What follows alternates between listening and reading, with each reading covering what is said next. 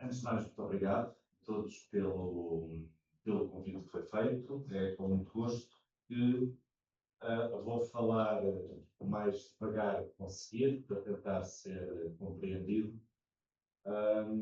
das origens da Cáritas Portuguesa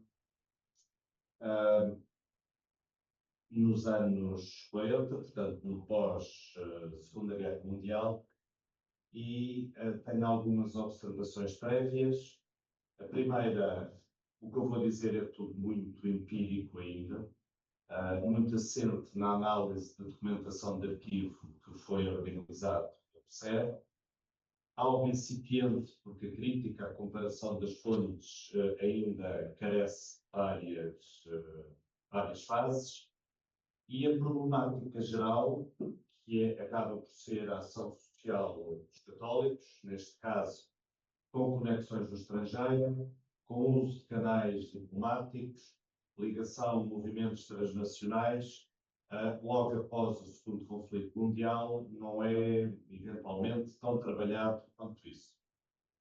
Eu vou focar no acolhimento temporário de crianças por famílias portuguesas, sob a égide, sob a tutela da Cáritas, Cáritas Portuguesa, que se encontrava em processo de formação entre 1947 e 1956.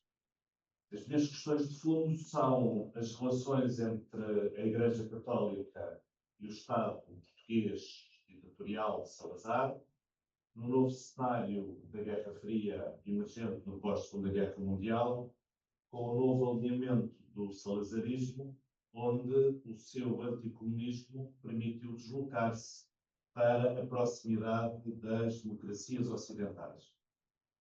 Em segundo lugar, a relação entre a Santa Sé e o Episcopado português. Em terceiro, a hegemonia e a monopolização da ação católica entre as organizações do catolicismo português. E, finalmente, o desmantelamento das estruturas do regime nazi, na Alemanha, na Áustria, a gestão do passado, os ajustes de contas com o passado, a fuga de dirigentes do regime derrotado no novo cenário após maio de 45, as zonas de ocupação das potências vencedoras, na Alemanha, em Berlim, na Áustria, sobretudo, e também em Viena, num cenário de reconstrução de uma nova ordem política, militar e económica. Esses são os problemas de fundo. Eu vou só tê-los em consideração volta e meia, mas vou falar muito de documentos. Portanto, vou ser, de facto, bastante empírico. E devo dizer que tenho mais perguntas ou hipóteses do que propriamente respostas, mesmo que pareça ter um ar algo perentório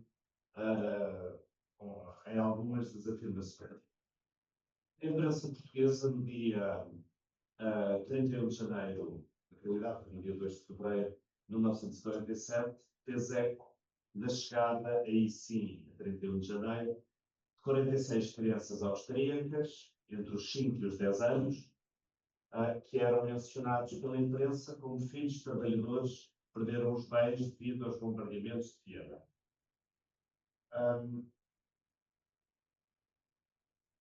Estavam acompanhadas as crianças por 2 enfermeiras austríacas, a expressão enfermeiras era mesmo essa, 2 senhoras da Cáritas, portanto, que chegaram de avião com as 46 crianças.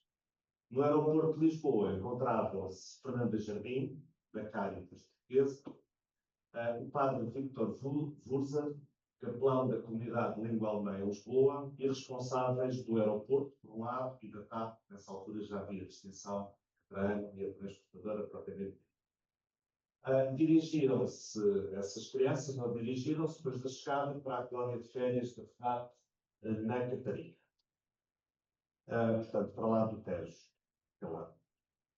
No final desse ano, no dia 21 de dezembro, a imprensa também fez algum eco, não muito, mas algum, do regresso das mesmas crianças austríacas, portanto, a Viena.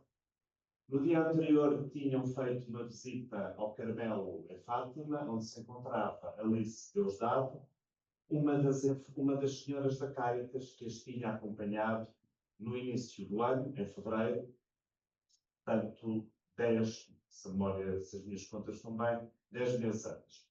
Estiveram cá estas crianças 10 meses. No 11, na realidade. No aeroporto de Lisboa estava novamente Fernanda Jardim, que tinha uma carta que as crianças tinham feito e que ela ia entregar a Salazar, e a carta tinha sido dirigida a Salazar, o chefe do governo.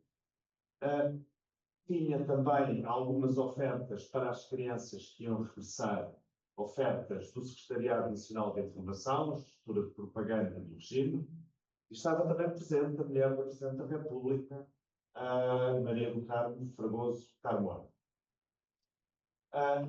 2 dias depois, portanto, aqui estava este turno a voltar à Áustria, e 2 dias depois estava a vir novamente mais crianças, 75 no caso, crianças de Viena e de Salzburgo, que foram para o colégio em Lisboa, já não foram para a FNAT, almoçaram, jantaram, qualquer coisa, e apanharam o comboio e foram logo distribuídas por famílias de acolhimento que estavam distribuídas pelo país. Juntando estas duas notícias, nós temos, por um lado, a destruição de Viena durante a guerra, as deficientes condições de vida no início da sua reconstrução. Temos 4 senhoras que, presume-se, dominassem o alemão e tinham ajudado no transporte das crianças. Temos uma individualidade, Fernanda Jardim, que o Pedro já mencionou e que foi falar mais à frente. Temos o capelão da comunidade católica de língua alemã em Lisboa. Temos estruturas do regime, a FNAT, portanto, um organismo corporativo para os tempos livres e para colónias de férias, desporto dos trabalhadores. Temos interlocutores entre os mais altos cargos do regime, Salazar, e ser dirigida uma carta à mulher do Presidente da República. Temos um colégio para o qual se dirigiram, presume-se que fosse um colégio católico, não sei qual seja. E temos uma operação logística extremamente complexa. Presumimos que tenham sido passados passaportes para mais de 70 crianças. Entrar em Portugal não era tão simples quanto isso. Autorizações de entrada, autorizações de saída, autorização dos pais, das crianças. Tinha sido, ao se adiantar, necessário atravessar a Áustria de comboio para Zurique, uma vez que o avião tinha saído e ia para Zurique, portanto, ainda não era fácil escolar Viena. E temos famílias distribuídas pelo país, de Bragança a Faro, que estavam dispostos a acolher mais de 100 crianças no início de 47 e no final de 47, durante um ano. A pergunta que eu vou tentar responder daqui em diante é que organização, para além da figura de Fernanda Jardim, já se percebe que é um peso grande, que organização, que estrutura conseguiu articular entidades internacionais, ou seja, interlocutores na Áustria, instituições, notabilidades locais, portanto, as famílias que em Portugal tinham meio, espaço, capacidade de fornecer refeições, vestuário para mais uma pessoa, de língua estrangeira, ainda por cima. A Igreja Católica, uma vez que essa rede era muito uma rede paroquial, e o regime político português, a administração, os passaportes, entradas, autorizações de residência, etc. Transportes, aviões, comboios, tudo o resto. Antes disso, vamos caracterizar, antes de chegarmos a essa entidade, o que é que aconteceu com estas duas viagens que se multiplicaram no tempo. Nós estamos a falar entre 1947 e 1950 de cerca de 3.500 crianças que estiveram em Portugal. No arquivo histórico há 3.700 processos, mas alguns são duplicados. São sobretudo austríacas, sobretudo de Viena, da zona de ocupação em Viena soviética, sobretudo cerca de 1 terço, peço desculpa, de outras zonas, americana, francesa, inglesa, sobressaindo Linz e Salzburgo, estas da zona norte-americana, onde é possível que os campos de refugiados tenham sido, digamos assim, um dos locais de onde as crianças terão sido deslocadas. Estiveram no programa de férias durante um ano, férias de um ano é muito tempo, portanto, durante um ano. No Natal de 1950, por exemplo, estavam em Portugal 1.400 crianças. 1.400 crianças distribuídas pelo país, um número bastante significativo. Portanto, tinha de haver uma estrutura forte, organizada por trás. Os tempos de permanência situaram-se entre, como dá para ver ali assim à pressa, entre o meio ano, 6 meses, e um ano completo. No final de 50, por exemplo, foi pedida autorização ao arcebispo de Viena, que era o interlocutor de Fernando Jardim, ou da Caritas Portuguesa, para que 230 crianças que já estavam há ano e meio em Portugal ainda ficassem mais 4 meses. Portanto, houve pelo menos 230 crianças, sensivelmente, tiveram quase 2 anos destas 3.500, se bem que haja fontes que falam em 5.000, mas não, a demonstração é mais difícil. Em 1950, chegaram só de uma vez 1.100 crianças austríacas, já no aeroporto, não há aviões, não havia nessa altura, mas chegaram ao Porto de Lisboa, de barco, vindas de Génova, 1.100 crianças austríacas. Foi o último grande tour, a última grande viagem. Mas até 56 o programa prosseguiu, mas agora apenas, ou sobretudo, para regressos, ou seja, uma segunda estadia. Portanto, houve várias crianças que estiveram uma segunda vez em Portugal a convite das próprias famílias, com a Caritas a ser o intermediário, mas as famílias, onde já tinham estado uma vez, é que assumiam, digamos assim, parte das despesas logísticas envolvidas nesta operação. Aqui as dimensões eram menores, não houve mais do que 250 crianças num desses turnos. As estadias também foram menores, fundamentalmente era, agora sim, as férias escolares durante o verão. De onde é que eram provenientes, ou por onde é que foram espalhadas estas crianças? De Braga ao Algarve, isto é por diocese, este quadro. No final de 47 foi sobretudo na diocese de Bragança, mas Évora acabou por ser, por motivos mais ou menos insondáveis, o local onde foram recolhidas mais crianças, 524. Mais do que Lisboa. Lisboa, na altura, a diocese era Lisboa, Santarém e Setúbal. Portanto, Lisboa era enorme do ponto de vista geográfico e do ponto de vista populacional.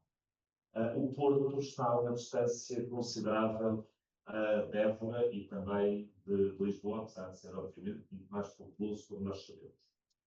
Passemos à entidade que recebeu estas crianças. Isto é, a Fernanda Jardim e a estrutura de base. Foi formada, estamos a falar em fevereiro, no final de janeiro, início de fevereiro de 1947.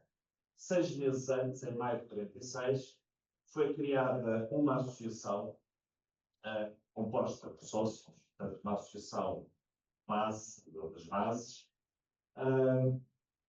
Portanto, em maio de 1946, com sócios ativos, benfeitores, destinada à proteção de menores, incluindo o socorro a crianças estrangeiras, com fazer estudos, desenvolver serviços. A direção tinha de ser, nos termos dos estatutos, tinha de ser feminina, portanto, eram só senhoras as dirigentes. Fernanda Jardim, obviamente, na realidade foi a única dirigente. Devia ser eleita pela Assembleia Geral, mas não há vestígios de alguma vez ter sido formada, realizada sequer uma Assembleia Geral. Temos, portanto, se quisermos, uma auto-organização, partido de base, ao partido de baixo, com reconhecimento do Estado, não se criava durante a ditadura, não era quem quisesse podia criar uma organização deste género ou de outro. O subsecretário de Estado da Assistência teve que aprovar os estatutos.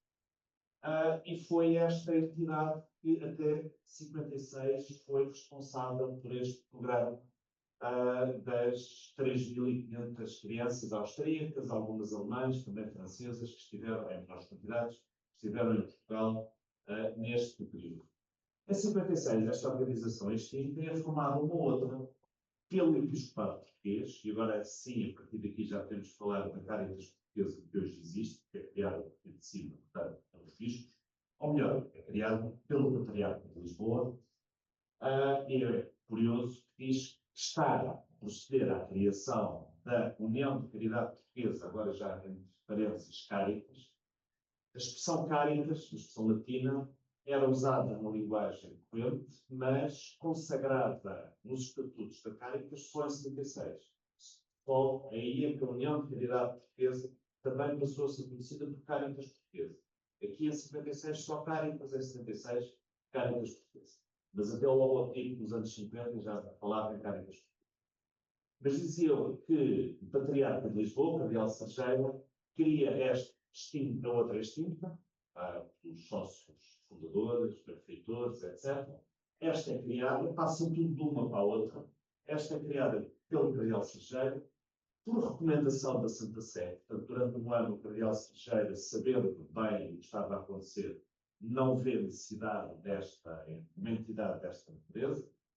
Diz que consultou, são estes os termos, auscultaram os seus pares do episcopado, já não é para o socorro de crianças estrangeiras, os objetivos já são, digamos assim, de outra natureza, se tivermos outra envergadura, a promoção da caridade cristã, incentivar e coordenar, orientar organizações de assistência, a assistência em caso de calamidade, portanto, em caso de emergência, e a direção não era eleita pela Assembleia Geral, a direção era nomeada diretamente pelo Patriarca de Lisboa, que nomeou precisamente Fernando Jardim, presidente único, entre 46 e 56, e depois também seria presidente até 1965, mais uma década.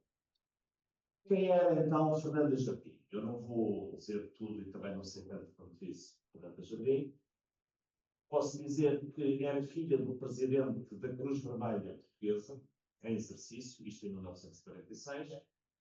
Por razões familiares, do lado do marido, portanto, o Jardim vem do marido, tinha conhecimentos entre os canais diplomáticos, nomeadamente na Áustria, antes da guerra.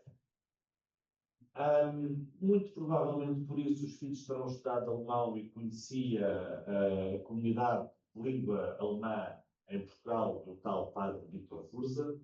Tinha conhecimentos no episcopado português, menciona e tinha alguma proximidade com o Cardeal Sarjeira, com o seu secretário particular, e isso se manifesta em diversos momentos. E este excerto que aqui se encontra, que é difícil de ler à distância, pelo menos, é de uma carta que um empresário belga em Portugal, antes da União de Caridade Portuguesa ser criada, dirige ao pai de Fernanda Jardim, presidente da Cruz Vermelha Portuguesa, dizendo que a noite passada em sua casa foi magnífica, o projeto da sua filha, Fernanda Jardim, foi-me apresentado, vale a pena apostar nele, e era bom que o Estado português pretendesse.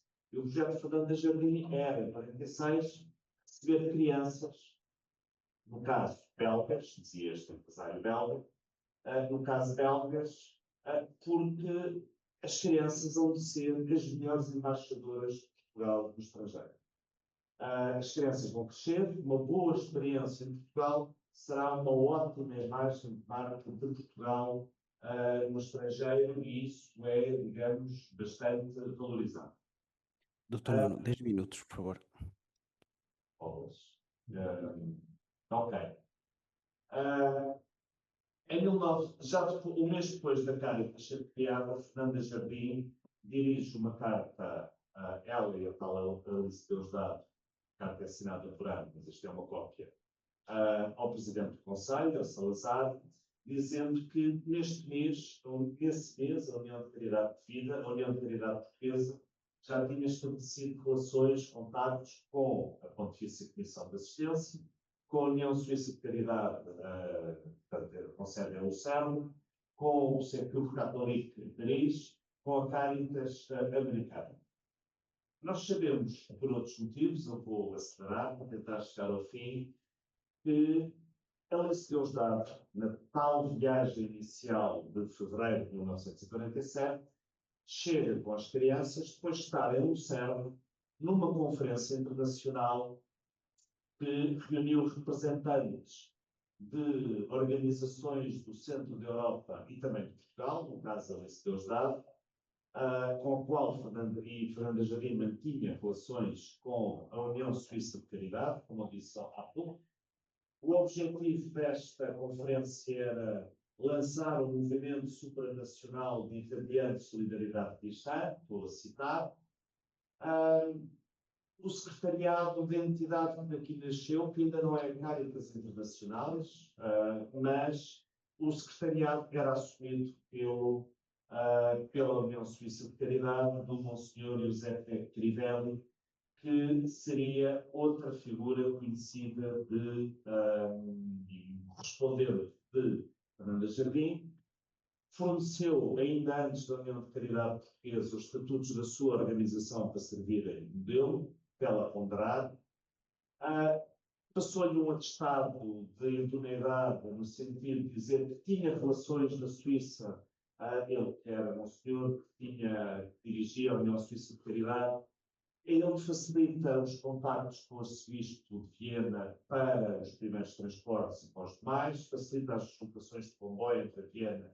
Portanto, do ponto de vista logístico, é uma figura central. Em 1948, já com o programa em curso, veio a Lisboa, reúne-se com o Núncio Apostólico, o Patriarca de Lisboa, com o Secretário-Geral da Ação Católica Portuguesa, para expor o que pretendia fazer a partir da Suíça, que era, ao fim e ao cabo, federar diversas organizações, constituir, como foi há pouco dito, uma internacional da assistência social, uma internacional católica da assistência social, relativamente à qual, em 1949, o futuro Papa Paulo VI, Montini, portanto, não há nada como ler, emite uma declaração para Crivelli e que chega também à Caritas em Portugal, dizendo que aquela entidade, que ainda não é a Instituição Caritas Internacionais, consta, mas não é ainda a Caritas Internacionais, que vai ser criada em 51, se não estou em erro. Portanto, aquela tentativa da Suíça, em Lucerna, tem autoridade suficiente para representar nos organismos internacionais, nomeadamente na ONU, as organizações e as obras católicas de caridade. Diga-se que em França, uma outra organização, o Secours Catholique, estava também a tentar proceder a federações desta natureza, curiosamente, e também em 47, agora não consigo dizer o ano exatamente, porque já estou um bocadinho perdido com a pressa, mas por essa altura, portanto, não foi apenas na Suíça que houve uma tentativa de federação, também em França houve uma tentativa de federação. O Núncio, que presidiu uma conferência em França, tentou também estabelecer uma federação paralela à outra, era, curiosamente, o futuro Papa João XXIII, que era Núncio naquele momento em Paris. Estamos em 47, 48, agora não consigo precisar. Em 47, mais exatamente. O grande animador era uma figura que era o responsável do Secours Catholique, Jean Rodin, precisamente. Essas duas entidades subsistem. Esta de Lucerna, Montini, chega a dizer que não vê com maus olhos a sua realização, no caso de França não faço ideia, não pode estar presente, não pode enviar um representante, tem de consultar primeiro os episcopados nacionais e só depois dos episcopados nacionais serem consultados é que, como há pouco ouvimos, em 50, 3 anos depois, é realizado, no ano santo, no caso, uma reunião em Roma e aí começa a funcionar o que vem a ser a Caritas Internacionais, com estatutos aprovados, se não estou eu, em 1951, se bem que aí ainda num plano experimental. A Caritas Internacionais, próprio o termo, acho que é só de 1954, portanto, oficialmente.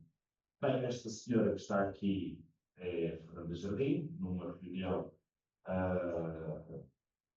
da Caritas Portuguesa, podemos dizer. Este é o segundo programa que a Caritas, depois de 1956, já desenvolve, que é a distribuição de alimentos em grandes quantidades, como dá para ver, estamos a falar de toneladas com origem nos Estados Unidos da América.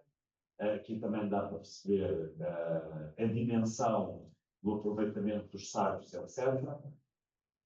E concluindo, este é o artigo da Caritas Portuguesa, de onde algumas destas ideias foram respingadas, e é, digamos assim, a base documental que foi usada. Há alguma bibliografia que está aqui, nomeadamente sobre o programa das crianças, a obra de Ana Regina Pinho. Eu fundamentalmente tentei falar de redes de relações para a assistência num momento de emergência, nomeadamente no pós-guerra.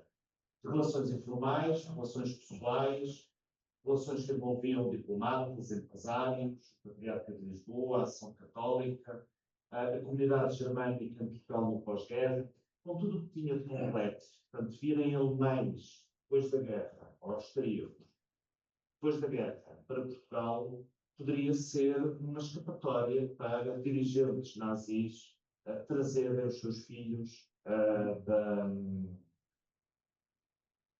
do ambiente em que tinham estado, dadas as possibilidades, obviamente, as contas, etc. Foi extremamente polémico com a PIDE, não tenho a oportunidade de entrar por aí, mas houve várias queixas, várias reclamações. Isto era algo que hoje em dia não se faria com crianças, não dá para perceber. Algumas crianças ficaram cá, acabaram por ser adotadas, não tantas quanto isso, tanto quanto sabe, mas várias, mas isto tinha todos os ingredientes de polémica à época, e visto hoje ainda mais. Falámos do Presidente do Conselho ano passado, da propaganda do regime, da imagem do regime no exterior, do papel da Ação Católica, de tentativas de federação na Suíça, em França, a dada altura, finalmente, quer dizer, a dada altura, o papel de Roma e o conselho que é dado aos episcopados nacionais, nomeadamente, portanto, a Caritas é criada em 56, depois do tal ano santo de 50 e depois de Roma ter consagrado essa possibilidade. E tentei falar de uma figura que foi, digamos assim, uma figura extremamente polémica, não vou agora também entrar por aí, que esteve no centro da gente daquilo que veio a ser e hoje a Caritas Portuguesa com aquela organização e este programa das crianças. Muito obrigado, Pedro. Não sei se passei o tempo, não foi acreditado.